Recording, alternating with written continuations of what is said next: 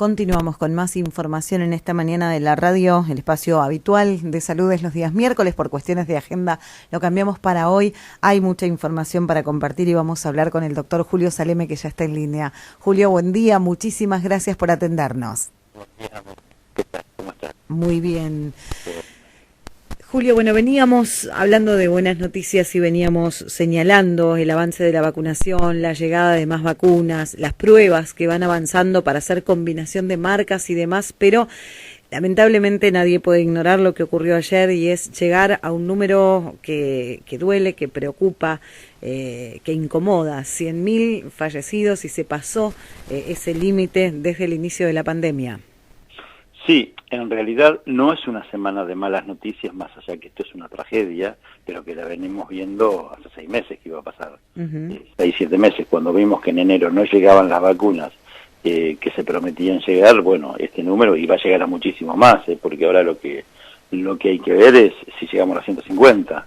Claro. Realmente es que no que nos agarre el día que haya 150.000 muertos, uy, se murieron 150, no, todo tiene que ver.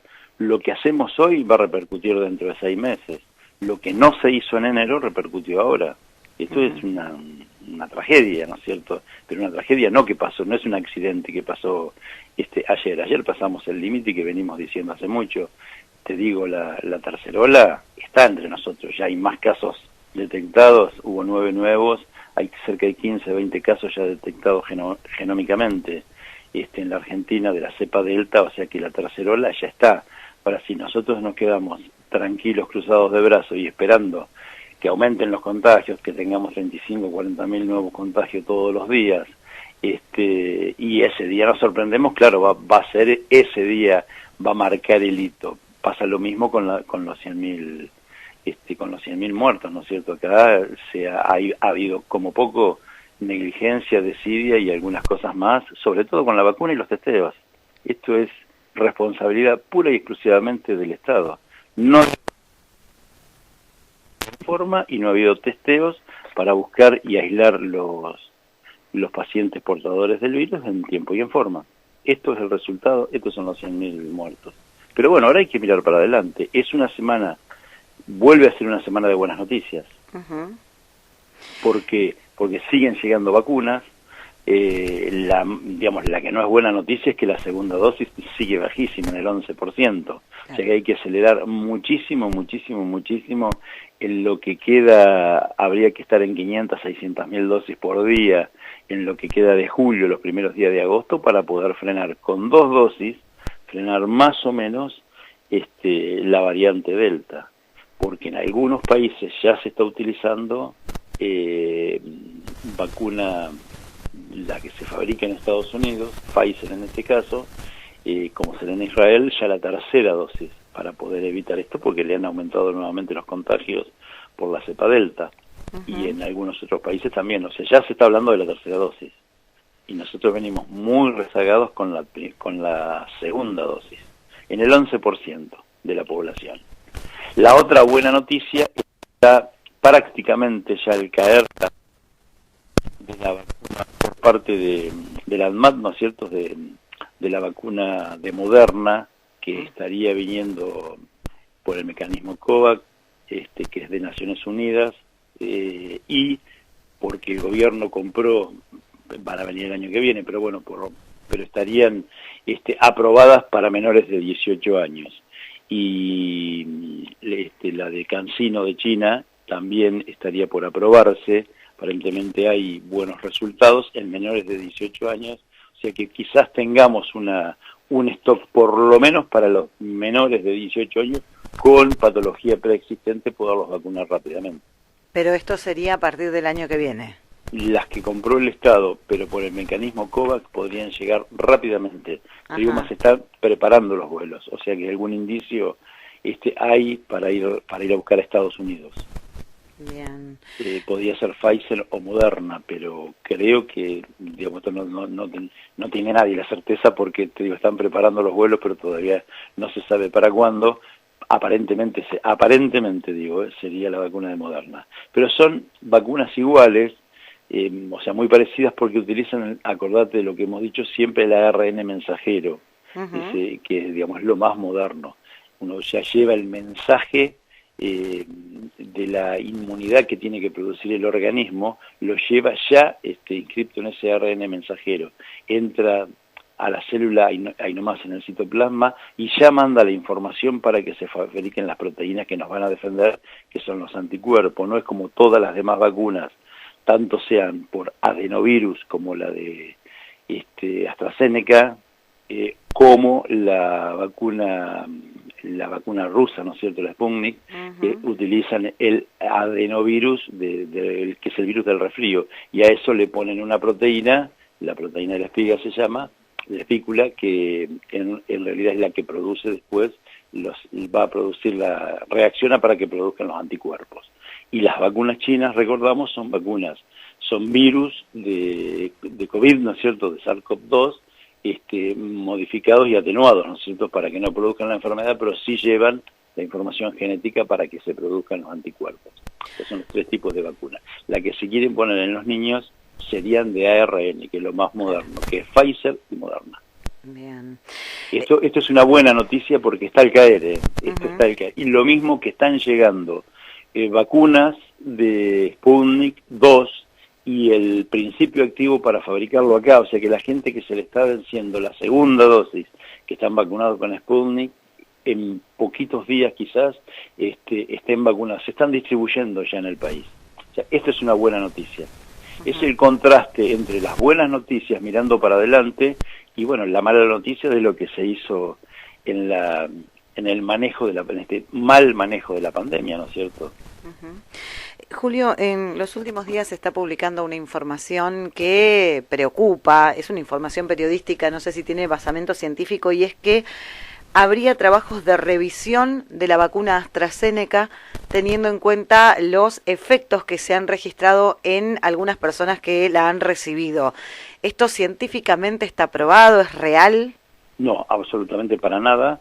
Se han encontrado en algunas, lo que cuando se van aplicando millones, van apareciendo, el tema es significativo, van apareciendo efectos secundarios, ¿no es cierto?, efectos no buenos para la salud. Otra es que hay algunos pacientes que se han vacunado en Estados Unidos con la de Janssen, ¿no es cierto?, que es la vacuna de única dosis, que ahora se está recomendando por la cepa delta 2 dosis, pero de estas se han encontrado algunos pacientes que han hecho un síndrome no muy común, tampoco rarísimo, que es un síndrome de Guillain-Barré, que es un síndrome neurológico que produce parálisis periféricas, que en general se recuperan, pero a veces no dejan secuelas para toda la vida. Esto se ha relacionado con el tema de la vacunación, pero bueno, el tema hay que ver si el número es significativo o está dentro de lo que la población suele. Estas enfermedades, lo que siempre decimos en este espacio, estas enfermedades existen, como la gente, como la AstraZeneca, que produce trombos, coágulos. Bueno, los coágulos en la población general sin vacunarse también existen.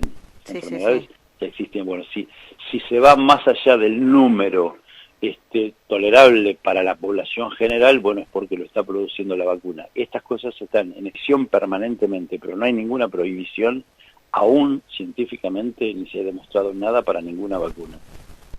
Bien.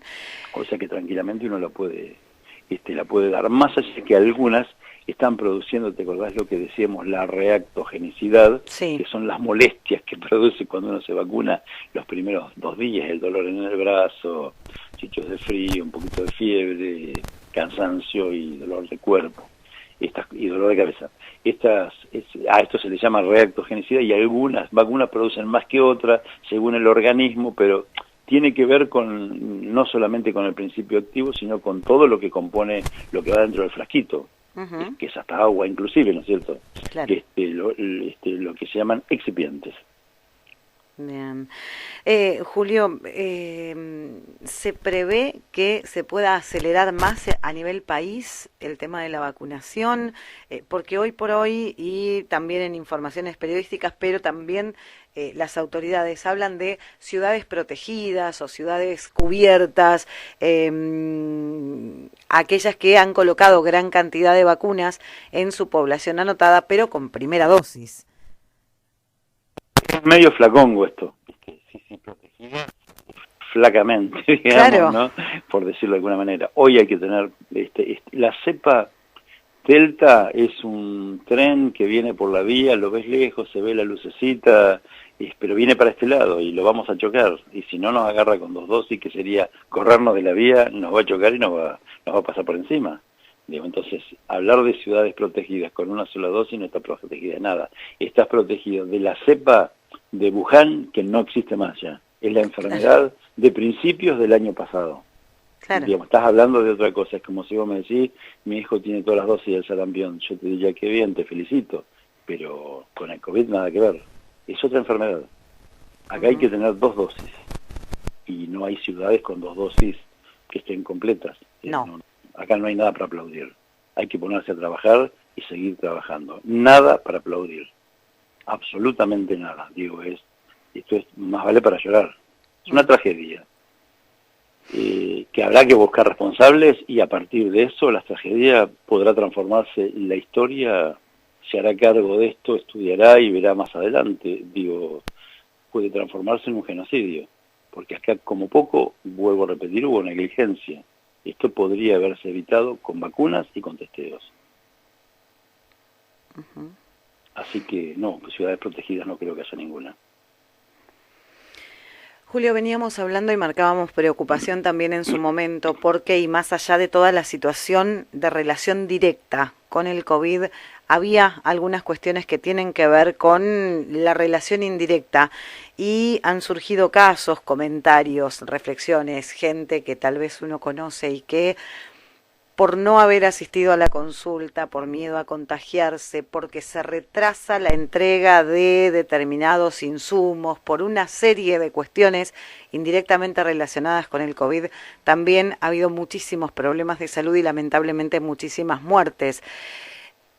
Baja la ausencia de consultas, baja el nivel de falta de insumos a lo largo del tiempo desde el inicio de la pandemia, ¿o se mantiene? No, ha bajado muchísimo. El nivel de consultas ha bajado muchísimo. No tan así el tema de falta de insumos que no tengan que ver con el COVID. Los que tienen que ver con el COVID, sí, como será el oxígeno.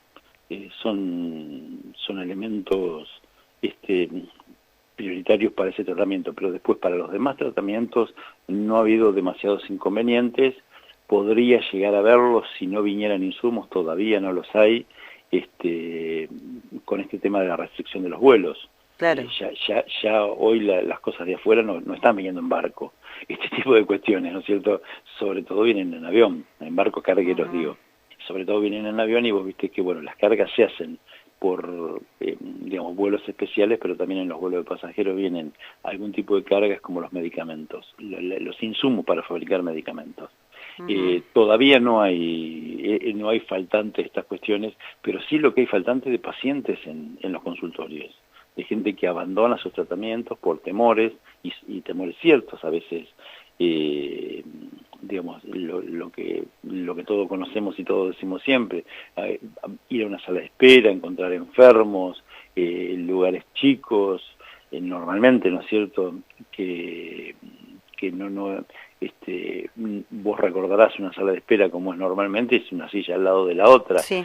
Si tenés que poner o dejar 1 o 2 espacios, ya la gente tiene que quedar en la vereda, y hace un rato hacía 2 grados bajo cero, no sé, está difícil quedarse en la vereda y hacer cola para una persona de edad, pongámosle, que tiene que atenderse. Entonces, ¿qué hace? Terminan no yendo a las consultas. Esto hay mucho miedo, mucho temor en la gente. Entonces vamos dejando que otras enfermedades que son prevalentes en la comunidad vayan haciendo de las suyas, ¿no es cierto? Y enferman y matan, como decías vos, muchas muertes que se producen, que son evitables, muchas muertes evitables. Hoy teníamos más o menos pensado, no sé si nos va a dar el tiempo, charlar un poquito de hipertensión arterial, que es una de las enfermedades digamos que son muy comunes porque tienen consecuencias muy variadas en el organismo, en enfermedades y en causas de muerte, como los ACV, como los infartos de miocardio, el infarto de corazón, ¿no es cierto? O enfermedades renales, fundamentalmente esas, y algunas enfermedades en la vista también, digamos, de las cosas más comunes que produce la hipertensión. Bueno, la gente no se está controlando. Parte del tratamiento es ir a hacerse un control de presión. Es encontrar al paciente, y para eso tiene que controlarse la presión, no todos los días ni todas las semanas, pero de vez en cuando uno, después de los 45 años, debe tomarse la presión, y para eso debe concurrir a un lugar. Bueno, lo que te decía yo, por el miedo no se concurre. La hipertensión tiene dos formas de presentarse normalmente después de los 45 años, y una es cuando la presión sube súbitamente y se queda arriba para siempre y uno ya es hipertenso, y a veces está más de un año que la presión se sube, uno se pone hipertenso y a los 2 o 3 días se acomoda y vuelve a bajar solita. Entonces, si no la encuentra uno en ese pico, en ese momento, es difícil. Digamos, es difícil para medicar a alguien o tratarlo o controlarlo para adelante. A eso se le llama una hipertensión lábil, y la otra permanente, la que está todos los días alta. Digamos, para decirlo, vamos desde el principio, la hipertensión es el aumento sostenido, o sea, permanente, de la presión en las arterias. Uno tiene una máxima y una mínima, también llamada sistólica y diastólica.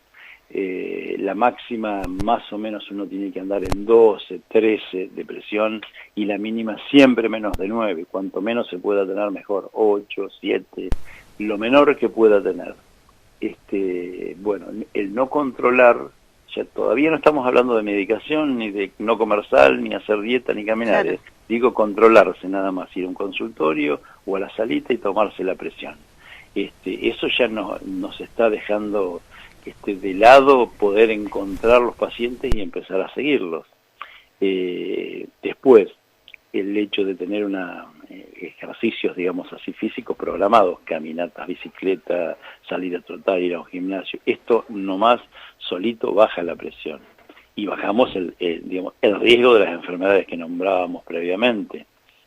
Eso tampoco, o sea, en pandemia también se trastoca, se complica, ¿no es cierto? Hay muchísima gente que ha dejado de tener actividad. El hecho de las cuarentenas, de estar más encerrado, estar más adentro, de no hacer actividad, lleva a que uno coma y aumenta el peso. Coma de más, ¿no es cierto? Comer come siempre, pero come de más, sí. y aparece el sobrepeso. Esto es otro de los factores que agravan la hipertensión, la presión arterial alta. Entonces también hay que cuidarse en eso. ¿Qué cosas? Fundamentalmente la sal. Claro. Hay que averiguar y hay que ir al médico, porque yo te voy a dar un ejemplo ahora. A volúmenes iguales, una taza de chocolate, a volúmenes iguales tiene más sal que una taza de papas fritas de snack. Que si vos te la pones en la boca, la vas a sentir saladísima. Y el chocolate no lo vas a sentir salado. El chocolate tiene más sal que la papa frita de snack, para que tengas una idea. Entonces, ¿por qué digo que hay que consultar al médico? Porque te va a dar estas pautas de las cosas que se pueden comer y las que no.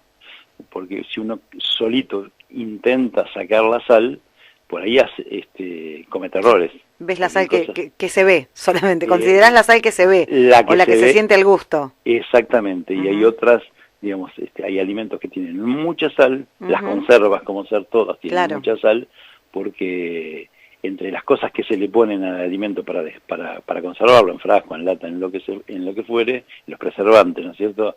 Tienen mucho cloruro de sodio. Claro, que no son perceptibles, ese es el tema. Que no son perceptibles. Y bueno, por eso yo digo que es válido la consulta, y cuando uno deja de hacer la consulta, estas cosas empiezan a aparecer, y entonces aparece la patología. Después, por supuesto, viene la otra cuestión, es que cuando uno tiene la presión alta tiene que hacerse análisis para ver cuál es la causa. Normalmente es muy común heredarla. Si uno tiene más de 45 años, seguramente en la familia ha habido personas con presión alta, esto se heredó. Ahora, cuando ha habido personas de presión alta, y uno está llegando a los 45 años, ahí tiene que empezar a controlarse para ver si no va a estar en el lote de hipertensos. De ahí que ir seguidito. Y eso que lleva también que hay que hacerse análisis, que hay que hacerse radiografías, que hay que hacerse algún otro estudio, a veces hacer un fondo de ojo con el oculista, ¿no es cierto?, para ver, en el fondo de ojo uno ve las arterias, entonces ve el estado, su estado vascular. Bueno, todas estas cosas son las que se están complicando con la pandemia. Es fácil de entender por el miedo, ¿no es cierto? Muy fácil de entenderlo. Cuando uno tiene menos de 45 años, esto quería decirlo, también hay que controlarse, y ya no es hereditario normalmente, y ya son otras las enfermedades, como ser alguna enfermedad renal. Uno puede tener que a menor edad le esté dando ya presión alta, como estoy dándolo como ejemplo. Hay unas enfermedades hormonales y otras taras en el organismo, ¿no es cierto?, que pueden producir una presión alta antes de los 45 años. De los 45 para arriba, la gran mayoría son estas causas que te decía, hereditarias, que es muy frecuente. Julio, como siempre, sumamente interesante. Vamos a estar hablando la próxima semana, vamos a avanzar seguramente en otros temas. Te agradecemos como siempre por la información. Ojalá avancemos en la vacunación. Ojalá. Podríamos estar, yo digo lo que se dice que hay estructura, se dice ciertamente, hay estructura en el país como para estar arriba de los 500.000 vacunados por día, y esto es una cifra interesante. Si vos la pones al mes, es una cantidad más que interesante, son 15 millones de personas de dosis, que uno estaría más o menos, se podrían llegar a hacer, dicen que hay estructura para hacer esto, 15 millones de personas más los 30 que ya tenemos de primera dosis, o sea, de inoculaciones entre primera y segunda dosis, iríamos a 45 millones. Seguramente ahí aumenten mucho las segundas dosis.